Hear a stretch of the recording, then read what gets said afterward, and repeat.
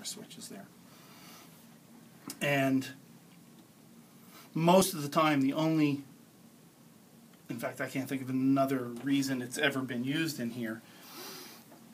The 8-track, the analog 8-track deck, its outputs are normal to track 1 to monitor 17, 2 to 18, 3, 4, 5, 6, 7, 8 here. The only reason we ever use it is to do an analog mix, because you want your ride and everything down here. It's the only time it's ever been used. In other words, you want to play back an 8-track deck, you hit the reverse switch on 17 through 24, bring the fader up, put it in the stereo bus, and you can hear it. Okay, so that's the input section of each channel. Right? Mic line, polarity reversal. Polarity reversal, again, is for if you have top and bottom snare mic. Bottom mic's out of phase with the top mic, you got to flip the polarity on it. In other words, every time there's a push on this diaphragm, generating a positive charge, there's a pull on this diaphragm, generating a negative charge. When you combine the output of those two mics, they cancel each other out.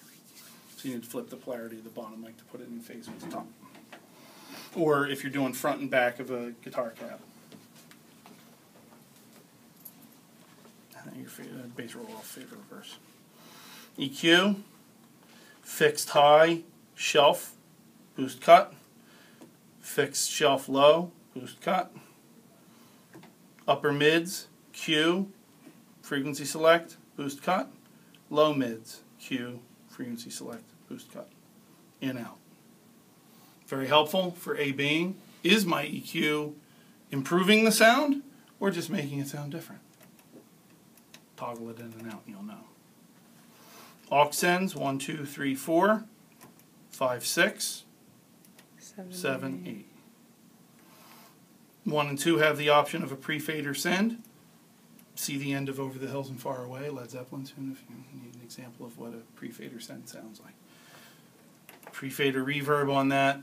At the end, there's pre-fader reverb on their master. The track gets faded out. The reverb hangs in there all by itself because the amount of signal being sent to the reverb is not affected by the fader position since it's being sent pre-fader. And then the tune fades back in. Most of the time, 90% of the time when you're using these, you'll be in post. If you're setting up the performer's Q mix, as much as you're able, pre-fader sends are helpful. Because then if you have to change the level of something in here in the control room, you want to turn the vocal down or up or whatever, it won't affect how much is getting to them. The only problem with that on this board is that you only have the pre-fader option on sends 1 and 2. And usually that's just the drums that we're sending. And once you get the drum volume set, you usually don't mess with it in here. So that's a little limitation of the board. And then your monitor section, fader section, mute, switch, cuts the channel off, solo, lets you hear only that channel, mutes every other channel, then you have your bus assigns. Stereo bus, basically each of these buttons assigns whichever channel you push the button on to one of these outputs. That button, I'll do it down here so you don't have to swipe around too much. That button assigns signal from this channel to leave through this output, the main stereo mix, LR. 1, 2 assigns to go through those two outs. 3, 4 through those two. 5, 6 here. 7, 8 there. Okay. To make something go only through one, you assign and pan. Okay. Volume is shifted. The pan pot shifts volume between left stereo bus and right stereo bus, or odd bus 1, 3, 5, 7, even bus 2, 4, 6, 8. The reason you don't want to just do this, assign, bring up only that fader and leave this center if you're using these outputs, is because there's a 3 dB gain difference between center and hard pan. 3 dB cleaner hard panned as opposed to left center. Or remaining center, I shouldn't say left center, that's a little confusing. Okay. Then over here, don't forget the masters for your aux sends if you're adding reverb to something or whatever as maybe part of the test. This is the thing I most often forget about with this board is I did it. In fact, I did it on Monday. I turn something up to send out to them. Why is he not getting? Why he should be hearing? Oh shit! I'm sorry. Now you're not going to be able to put this on YouTube, are you? Because I said a bad word. Yes, I can. Right. So if you're using an aux send, you're going to make sure the master is up. Talkback is here. Okay. 2 aux 1 2 is your open. Mic is open when the button's down, not open when the button's not down. This is your volume, and that's the microphone. We don't use any of this stuff. These are aux returns that we don't bother with.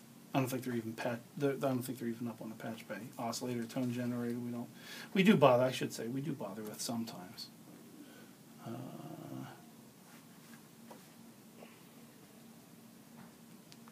Why are we? Oh, we're not hearing it because I'm up there. So we do use that sometimes to calibrate equipment, but not right now. Control room monitor volume, stereo mono compatibility, and an alt monitor, which allows you to route signal up to from the Dynas to the JBLs, and I'll explain how to do that when we get to the patch bay. These are your monitor source selects here. Mix A.